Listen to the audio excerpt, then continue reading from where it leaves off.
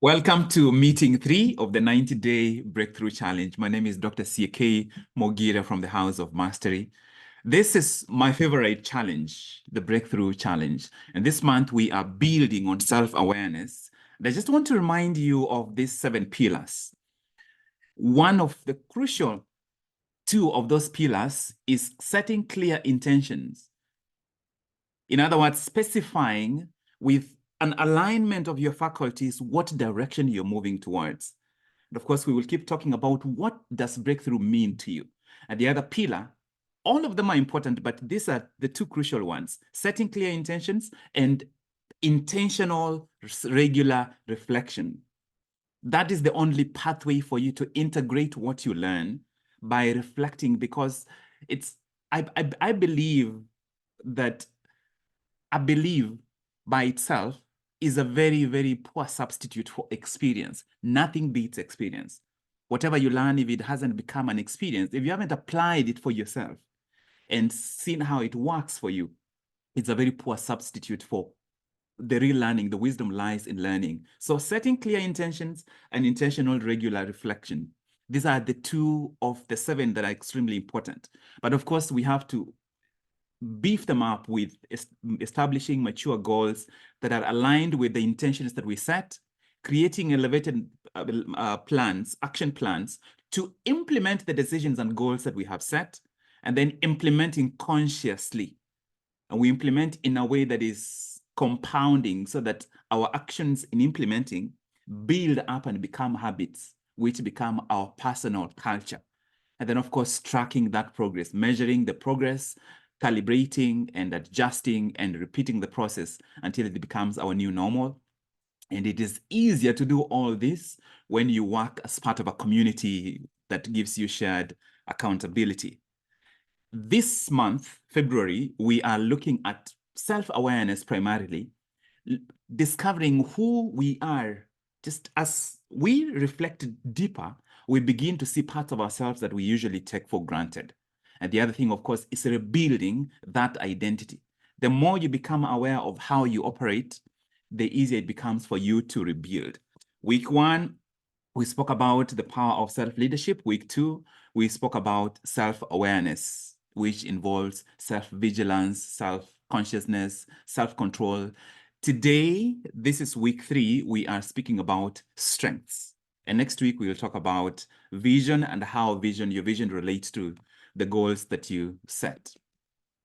The challenge of self-awareness, which is the core of this week, has these ingredients. And you will keep seeing these slides because these are the foundations. When this language becomes normal for us, it makes everything else easier. Exploring our thoughts, our feelings, and our sensations, paying attention to them so that we don't live unconsciously. Cultivating awareness on a moment-by-moment basis, being able to observe ourselves and see and notice and acknowledge what is going on without judging or punishing ourselves, deepening our understandings of the patterns that control our lives, particularly emotional patterns, and knowing what makes us tick and what ticks us off. That is the triggers and reactions. And that comes from self-vigilance, which is a core ingredient of self-awareness. And then, of course, cultivating self-compassion, realizing that some of what really holds us back is not of our own making. Most of it came from the environment we grew up in, but we don't have to subject or surrender to it. We can work through it, but we work through it with patience, staying patient with yourself, realizing that it took you years, probably 20, 30 years to get where you are.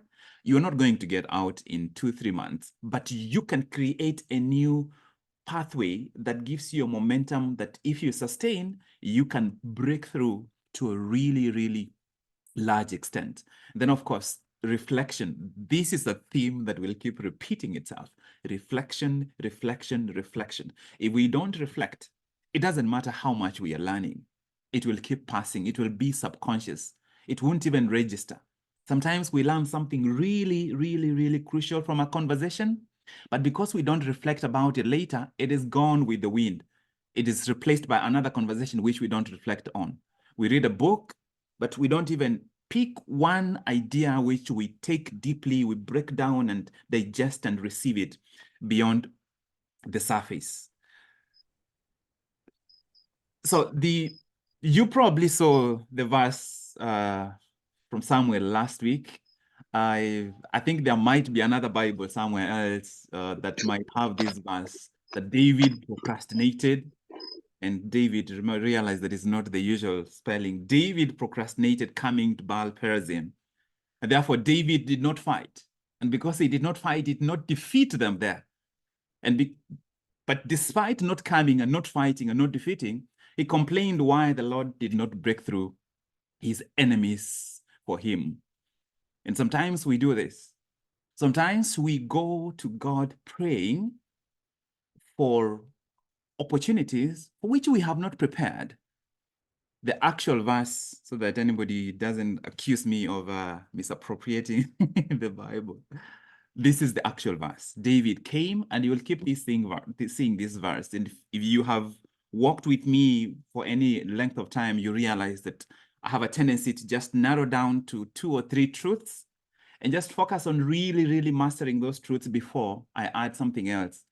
I would rather master one truth in 2024 than just read 100 superficial things and go through the year. Next year, I don't have anything that I can say that I know this. I know this because I read it, but I absorbed it. I have broken it down. This is that you will keep seeing this verse. David came. David came. David did not happen, did not chance, it did not run into. It was not a coincidence. David came. And remember, this is the same David who came to the field where the Philistines were being fought, where he ended up encountering Goliath, because he came there. He wasn't ready. He was not ready. He wasn't even a fighter. He wasn't even a soldier at the time that he came. He came in a shepherd boy to the field, but he walked away a victorious person who ended up becoming king. He came. There is a power in coming. There is a power in coming into this meeting. There is a power in coming into your reflection spot and reflecting and setting intentions for the day. There is a power in coming. Sometimes coming is more important than being strong. Sometimes coming is more important than being prepared. Sometimes coming is more important than being connected. David came to Baal Perazim, and David defeated them there on location. You come there, you come to the point of execution, and you execute there. And he said, sometimes we talk about the victory before we have fought. Sometimes we talk about the victory before we have gone to the field. That is the order. The order is you come to the field, you execute, you conclude, and then you talk about it. Because sometimes we talk about our intentions before we have executed them, and we get this subconscious false sensation that our intentions are real. You come, you fight, you defeat, and then you talk about, and then realize the Lord has broken through my enemies. The enemies are the last thing that he mentions. The enemies, his focus is on what is the input? What do I need to do? I need to go to the field. I need to fight. I need to defeat them. Then we can do everything else. We can talk about it. And now we can give the enemy some attention after we have come. There is a power in coming. Don't fail to come. Don't fail to come to the place of learning. Don't fail to come to the place of execution. Don't fail to come out of bed and snooze day after day. There is a power in coming. Today, I want us to focus on the word defeated. He defeated. And I would like you to pick your favorite synonym of defeated. David defeated them there. And who did he defeat? He defeated enemies. And those are two ideas I want you to pick on your mind as we go along. He came, he fought, he defeated them. The word defeat, pick your favorite. Pick your favorite 2 or 3 synonyms. Is it conquered, overcame, vanquished? Is it subdued? Is it triumphed over or prevailed over? Is it overthrew? Is it overpowered or subjugated or crushed or beat or trounced or routed or annihilated or overwhelmed? David mastered or outdid or surpassed, quashed or quelled, outclassed, eclipsed, outstripped, outperformed, thwarted, foiled, checkmated, rebuked, nullified. I even included kailegoed. Those who are new, we'll talk about what kailego entails soon. What is your favorite word, your favorite synonym for defeated? So David came and he outdid. David came and he outclassed. David came and he checkmated them. James should be able to recognize that word, checkmated. And anybody else who plays chess. He trounced them. He overcame them. Might this be one of the sources of the power you need as you move toward the breakthrough you seek, so that you begin to narrow down your focus and decide what kind of energy are you carrying into the fight you will come to. You have to come there and you have to fight, and then you have to defeat. And whatever flavor you want to choose for defeating, is it annihilating that goal or that project? Is it overwhelming? Is it outclassing? Is it outperforming? Is it nullifying? Is it vanquishing or quelling or overpowering? Pick your flavor and carry that flavor into the breakthrough that you're seeking. Is power in coming?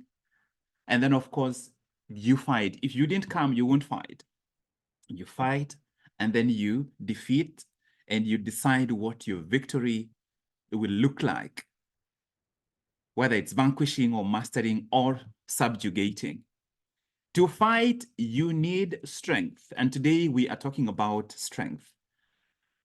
When you think of strength, what kind of images come to your mind? What does strength mean to you? If I ask you, for example, what are your strengths? What comes to your mind? What attributes of your life do you regard as your strengths?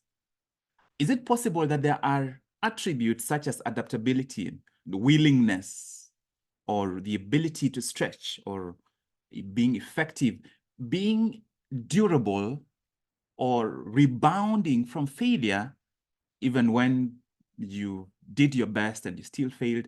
Might there be some soft attributes which sometimes we can ignore and think of strength mostly as power and might and vigor and energy and stamina? What will it take for us to develop a more comprehensive view of what our strengths really entail? Because for you to exercise your favorite flavor of defeat over your enemies, whatever flavor you pick, you need your strengths. And your strengths go beyond study force. There's that, I put at the bottom of the slide, a differentiation that I think is extremely important. We only talk of strength with regards to things that are alive. A rock does not have strength. We talk of your strength because you are alive. When you are alive, if you are alive, then we can ascribe strength to you, but that strength does not come in force necessarily. It comes in flexibility, in willingness. Strong things are supple and flexible. Things that are hard, like a dead tree, maybe it's a branch. If you take a stick, it is dead. You can't call it strong. You call it hard. It's dead. So it's brittle, it breaks. It doesn't bend, it breaks because it is inflexible. So as long as I am alive, as long as you are alive, then we have the opportunity to express strength. But that strength does not come in hardness. And so that when I think of my strengths, I'm not looking for attributes that are rigid. I'm not looking for attributes that are unbreakable. I'm looking for those attributes that bend like water, because that then allows me to fit into any circumstance where I have to operate and still be able to fit in effectively and be fruitful in that environment. If I do not presume that everyone on this call is Christian, but I am a Christian, so most of my references would usually come from the Bible. But even if you don't believe in the Bible, most of what I will share with you will be based on stories that are in the Bible. And here is a verse from Isaiah 40 that says, he gives strength to the weary and increases the power of the weak. Even youths grow tired and weary, and young men stumble and fall. But those who hope in the Lord renew their strength. They will soar on wings like eagles. They will run and not grow weary. They will walk and not faint. I would like you to notice how many active words there are in this verse. When it comes to strength, if strength without activity is a waste. If you remember the verse from 2 Samuel, David came, fought, defeated. That is all activity. In this verse, you see soar. After the strength is renewed, if strength is renewed and it's not applied into some kind of activity, meaningful activity, then it's a waste. Strength is renewed, strength is increased. He gives strength to the weary, increases the strength, renew the strength, strength becomes available. But then there is soar on wings. Soaring on wings, if you think about the eagle, nothing takes more energy than soaring on wings. The eagle has two types of movements. There is soaring and there is gliding. It glides after it soars to the height. Once it's at that height, then it glides at that height. Soaring takes energy. Soaring is rising from a lower level to a higher level.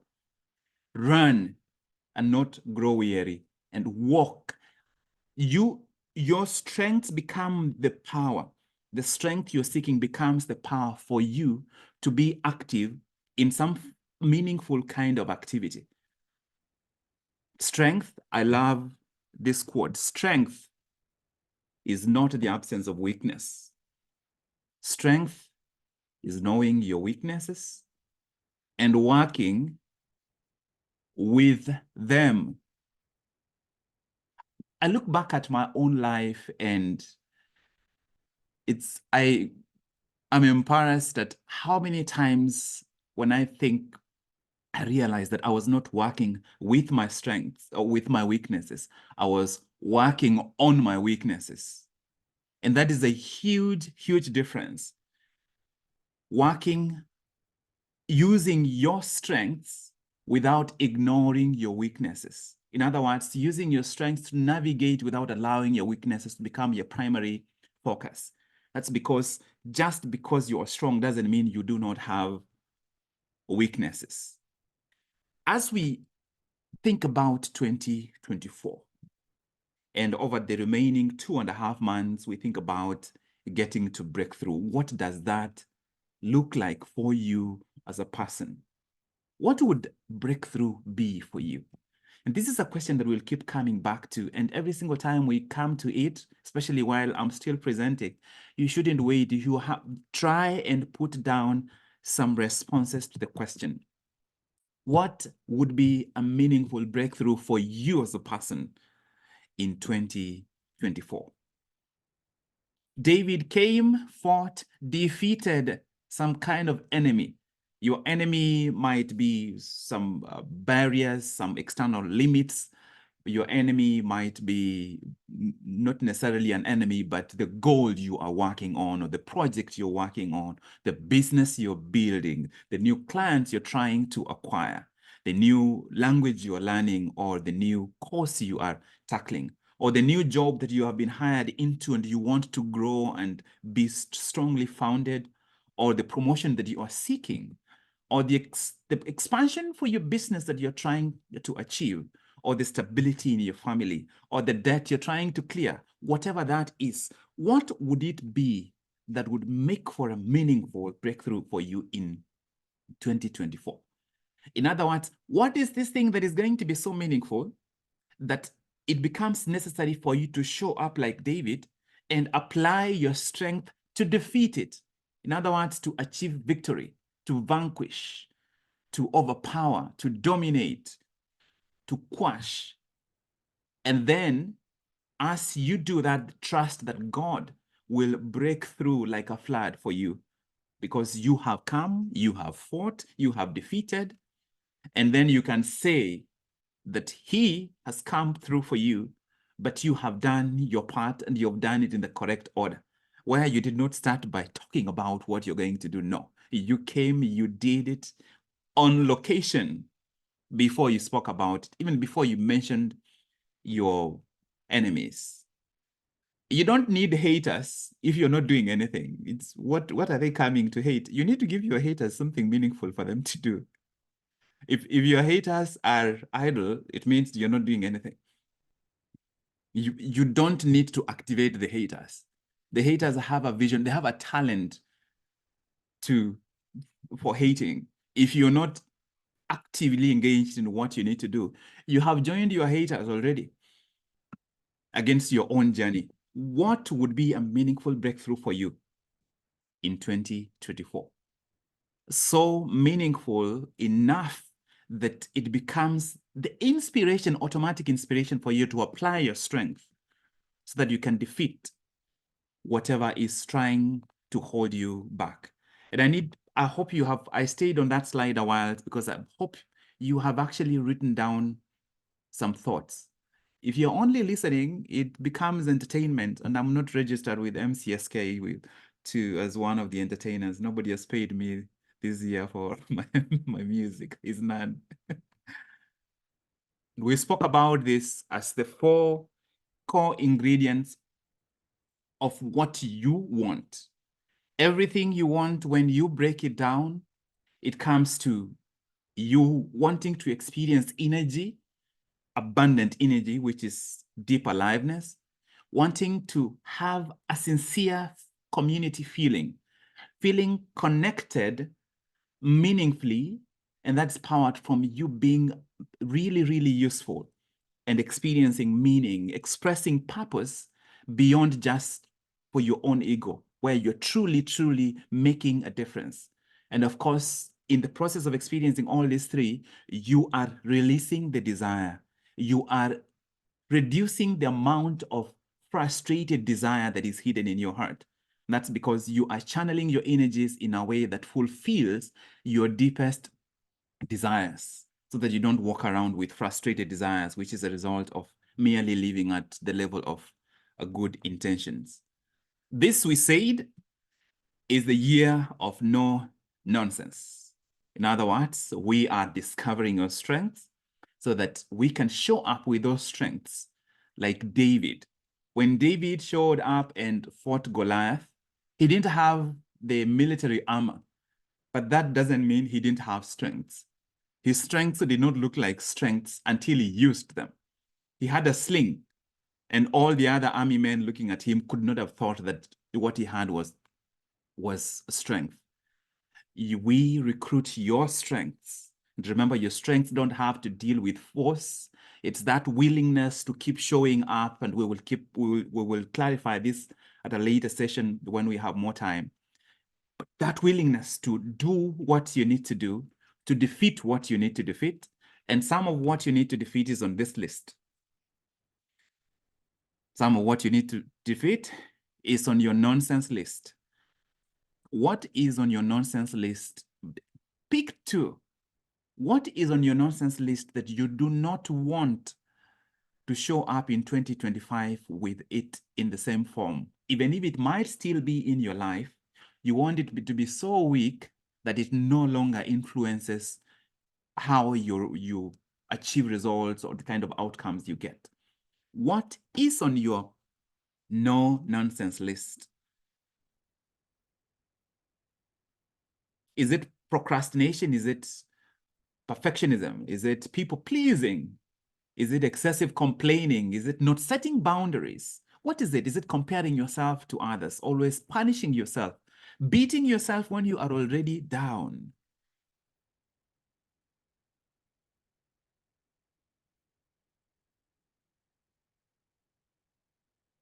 We spoke about self-leadership. We had a different definition. Today, based on what we are talking about, self-leadership becomes the ability to assert strength. Assert strength. As long as you are alive, you qualify to express strength, which includes flexibility, suppleness, persistence, whatever definition you have. You express strength in your flavor of your ability to defeat your barriers and obstacles. Assert strength to reach your goals and get what you want. And from the declaration of intention that we have been reciting, asserting strength entails those three pillars: directing your intentions, mastering your focus, and commanding your actions. Are you willing to call yourself a director? Are you willing to call yourself a master? Are you willing to call yourself a commander? Because those titles come with expectations with regards to how you carry yourself. Are you the director of your intentions, or do your intentions direct themselves? Are you the master of your focus? Are you the commander of your actions? The truer these three become, the more naturally you will realize that you are already expressing your strengths, because it's for you to direct your intentions and master your focus and command your actions. You automatically find yourself gravitating towards your zone of strength. Are you willing to revise your titles and move from whatever titles you use, and it becomes you are a director of your intentions, you are a master of your focus, you are a commander of your actions? When you direct, it means instructions go one way. Instructions go one way. You set the intention, and once it's set, it is cast in stone, it is fulfilled. One way. When you master your focus, it means the agenda, your agenda is crafted and controlled by one voice, and that is your voice. And of course, as commander, there is obedience in your life. Obedience to even small things. Sometimes we struggle with executing what we need to execute, and that's because there's so much disobedience already operating in our life. If you can't obey the first thing that happens in the morning, which is your alarm, if you disobey your alarm in the morning, you have already signed in permitted disobedience to operate in your life the rest of that day. You would rather, instead of setting your alarm at 4 a.m., you would rather set it at 5 or 5:30 or 6, so that when it goes off, you obey it. Because if the first thing you do in the morning is to practice disobedience, you have already colored your day in a manner that it undermines what you desire and what you value in the course of that day. Will you this year, at least in the next 2.5 months, be a director, a master, and a commander, to assert your strengths so that you can overcome your barriers? And now we'll talk about what is holding you back from expressing your strengths. You probably all know this verse. The sower went out to sow his seed, and he sowed, and some of his seed fell by the wayside, and was trampled down. Some the birds of the air devoured, and some fell on the rock. But for today, we'll just talk about the ones that were eaten by the birds. And we spoke about these 4 birds last week. The first bird is blind spots. Some of your strengths are undermined by your blind spots. The areas of your life, the aspects of your life that you are unaware about.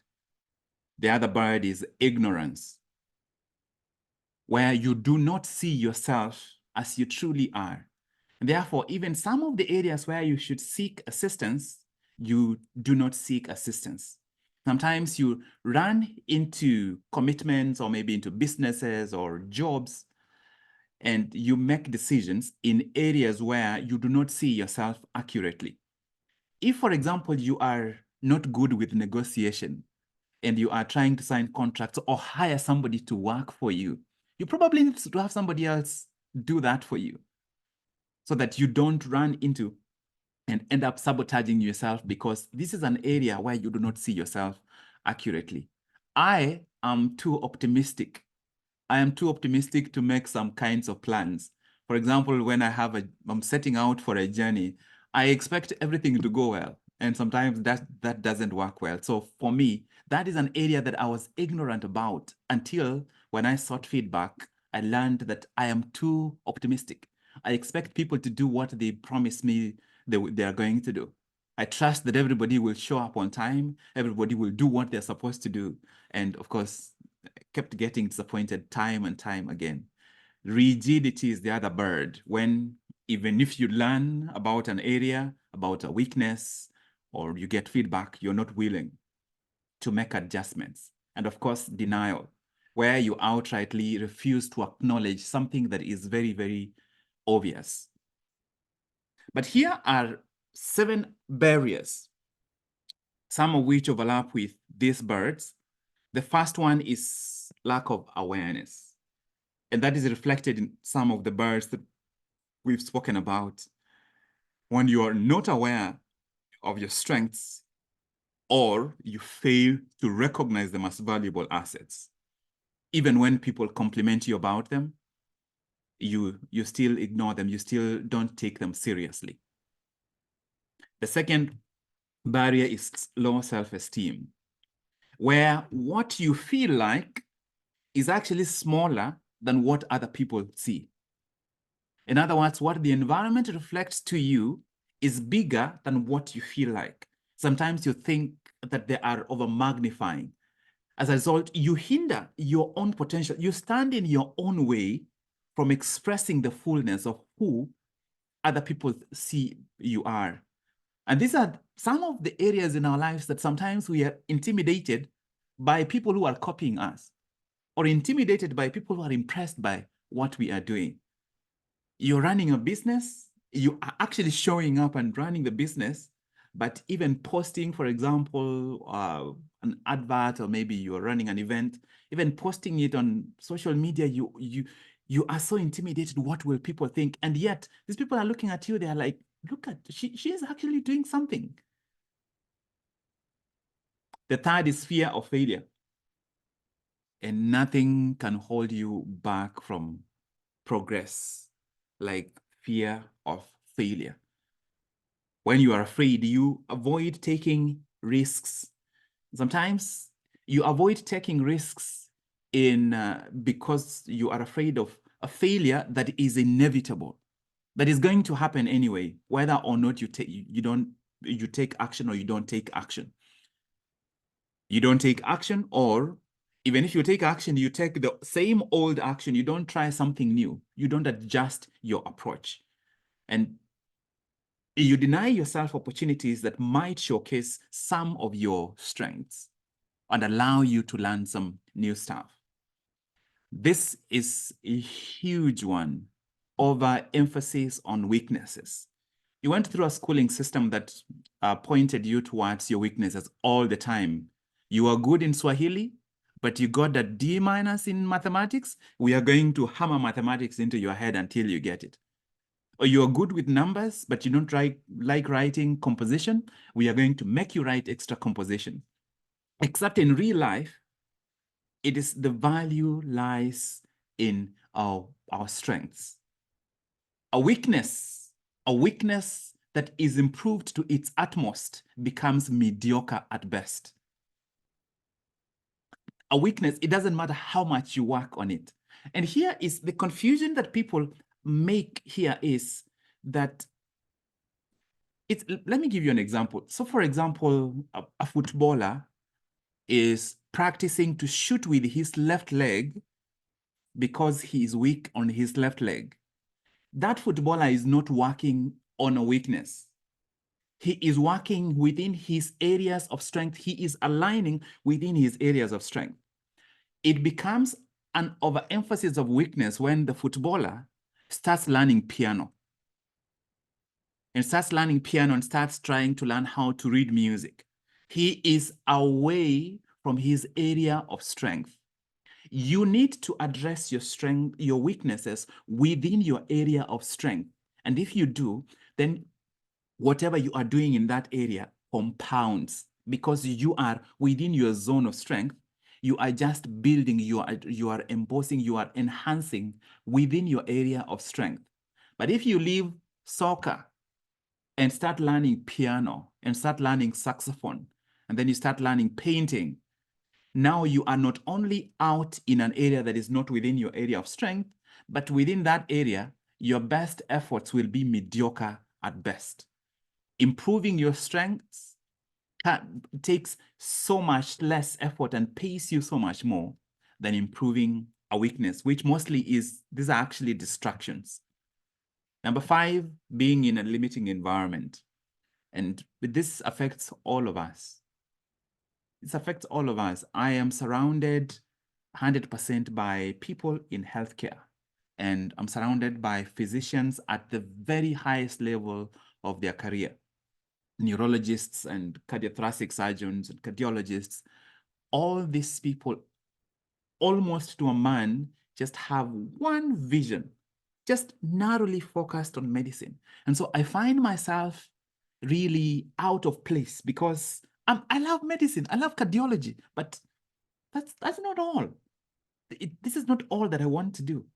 And so I have to intentionally decide that I'm going to embrace the ambivalence and continue doing the work, the professional work that I have been training for and I am licensed to do, without ignoring whatever else that my heart yearns for, which, for example, is the House of Mastery work.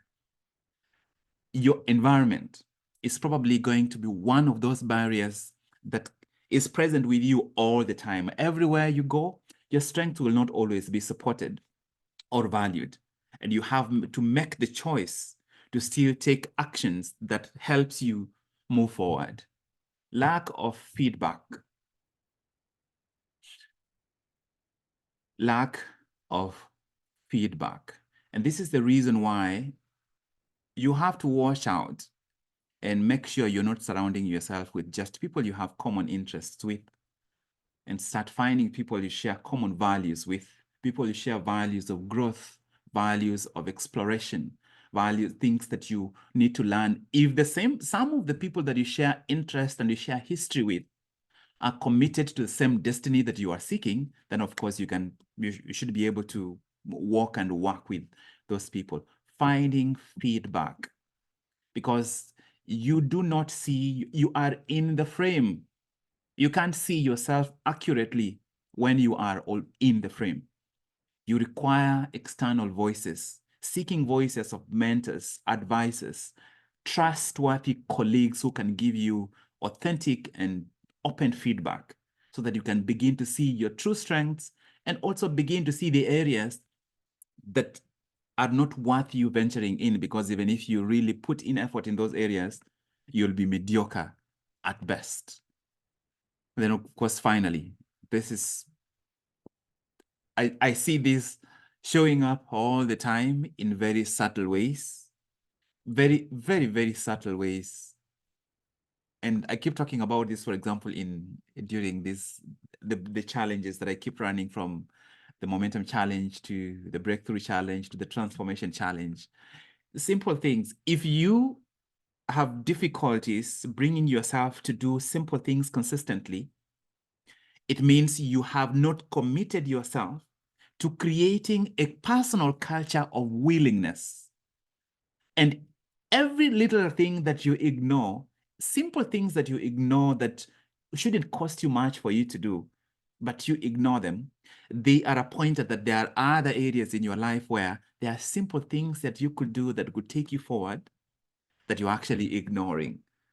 So these are 7 barriers that can hold you back. Lack of awareness, not being aware or taking for granted what you have, low self-esteem, seeing yourself smaller, viewing yourself in a distorted way compared to what other people see or what the environment reflects to you, fear of failure, sometimes being afraid to take action because something that is anyway inevitable is going to happen. Overemphasis on the weakness.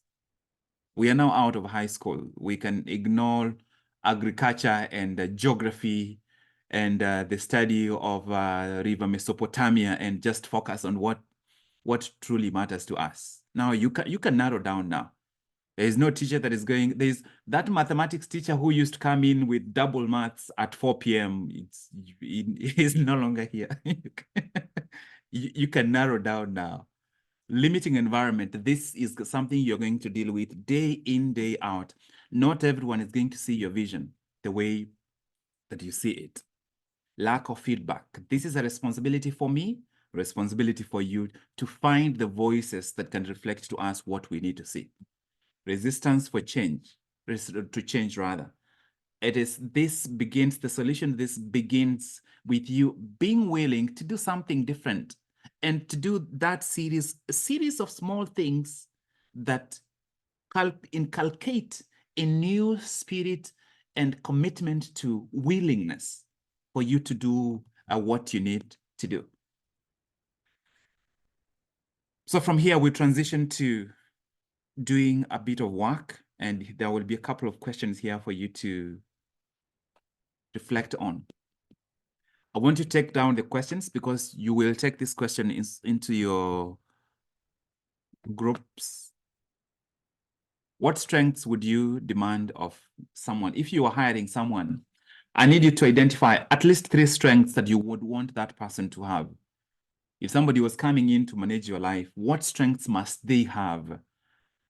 And once you've identified them, then let's figure out, do you have those strengths? What would it take for you to strengthen yourself in those areas? Are you identifying strengths that you have, or are you identifying strengths that you don't have? Because that tells you something, that you subconsciously believe that your life will be better if somebody else who has strengths you don't have was running your life. The moment you begin to prioritize strengths that you actually have, then you will realize that all you need to do is to make those strengths part of your intention in terms of growing, to make those strengths more prominent and more accessible to you day in, day out. That's your first inquiry. Your inquiry number 2, we have done this before. I would like you to see this slide as often as possible. Who do you want to be in 2024 and beyond? Who do you want to be? What do you want to do? Who do you want to be? What do you want to do? Where do you want to end up? Emotionally, in terms of your self-image, in terms of your internal dialogue, in terms of your personal culture, in terms of your perception of yourself, who do you want to be? Not just in terms of career and money, those things are important, but this life within, the expression of this energy within this unique individual that you are, and why do you want these things? That is your second inquiry. And for your breakout rooms, so I need you to pay attention to this too. The strengths that you would demand from somebody that you are hiring to run your life. Who, what, and where do you want to end up, and why? And this is the main one for your breakout rooms. The first question is what I had already shared in the group. I'm hoping that you're coming into your group with those answers already. What could you achieve if you embrace your strengths fully? What could you achieve? And then think about, share in your group, are there any strengths you are ignoring or overusing? Any strength you ignore doesn't exist for you. You have the strength, you ignore it, it doesn't exist. And any strength you overuse becomes a weakness. If one of your strengths is like a hammer and you're using it to hammer everything, you go into the kitchen, instead of cooking, you start hammering everything, that strength that you're overusing becomes a weakness. What adjustments do you think you need to make to enhance your strengths and create more balance in your life? And the last one is any questions that have arisen as a result of the session that we have shared so far. That would be it for this first part. I had anticipated that it would be shorter than this, but I think it deserved to be explored in its entirety so that this will be available for you to review later. And now I'm going to send you all to the breakout room.